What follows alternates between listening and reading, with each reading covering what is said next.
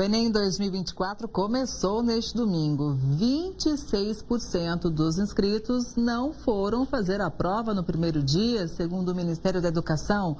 O índice é menor do que o do ano passado. Toda a edição do Enem tem os atrasadinhos.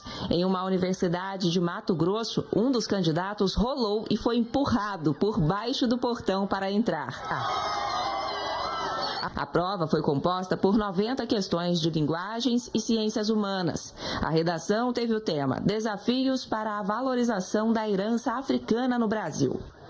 Apesar do clima de tranquilidade, a Polícia Federal analisa uma possível circulação de imagens da prova antes do horário permitido.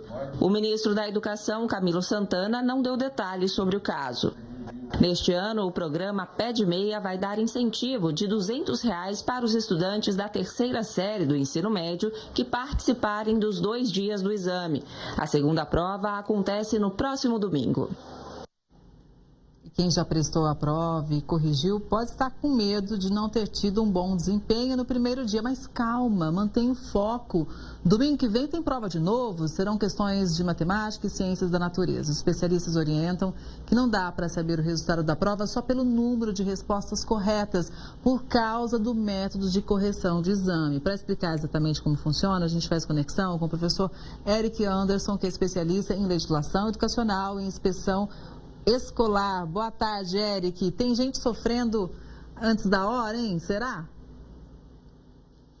Tem gente sofrendo antes da hora, talvez por carecer de informações mais detalhadas sobre o modelo matemático de cálculo das notas do Enem, que mede a proficiência dos estudantes. Como é que ele é calculado, então? Vamos lá. É importante, primeiro, destacar que são 2 dias de aplicação. No primeiro dia de aplicação, ontem, nós tivemos as áreas de linguagens e de ciências humanas. Geralmente, as provas de linguagem e ciências humanas, cada uma vale em torno de 820. Geralmente, a nota fica aí em 800 baixo. Na prova do próximo domingo, isso é importante saber, a prova do próximo domingo é uma prova que vai exigir não só a habilidade de leitura e de interpretação, mas de cálculo, porque nós teremos 45 questões de matemática, mais 45 questões de ciências da natureza que englobam as disciplinas de química, física e biologia. Então, é uma prova que vale em torno de 1.800, porque matemática fica na casa de 960, a média máxima, e as ciências da natureza ficam em torno de 870, 880. Isso aqui é uma média. Então, o cálculo que é feito, ele não considera apenas o número de acertos do estudante, mas a chamada coerência pedagógica do acerto. O que é essa coerência pedagógica?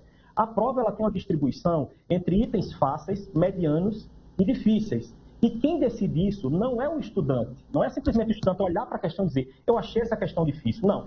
Essa questão ela foi submetida a um procedimento de pré-testagem, calibragem e parametrização para ela ser enquadrada como fácil, média ou difícil. Se o estudante acerta questões difíceis e erra as questões fáceis, esse é o detalhe importante.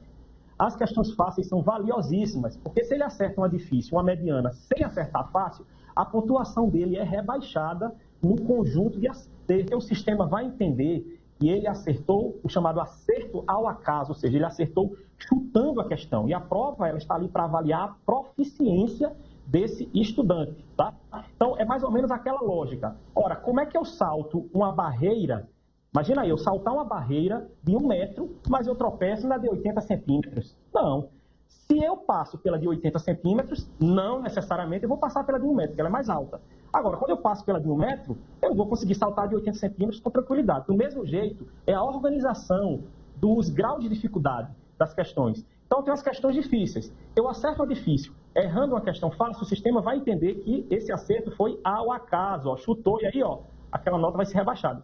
Por isso que não é simplesmente quantas questões. Então, o estudante que acertou 20 questões de exame de linguagens, ele não tem como prever qual será ainda a nota dele. Por quê? Porque o sistema ainda vai processar todos os dados de todos os candidatos, considerando os parâmetros das questões, para aí gerar aí a nota dele com base na posição que ele vai ocupar na escala de proficiência. Exatamente. Então, nada de sofrer antes da hora, manter o foco nessa semana, tem prova domingo que vem e não tem nada perdido, né? Então, ninguém deve desanimar nesse momento. Eric, muito obrigada, viu, pela análise. Uma boa tarde para você e até a próxima. Boa tarde, eu que agradeço.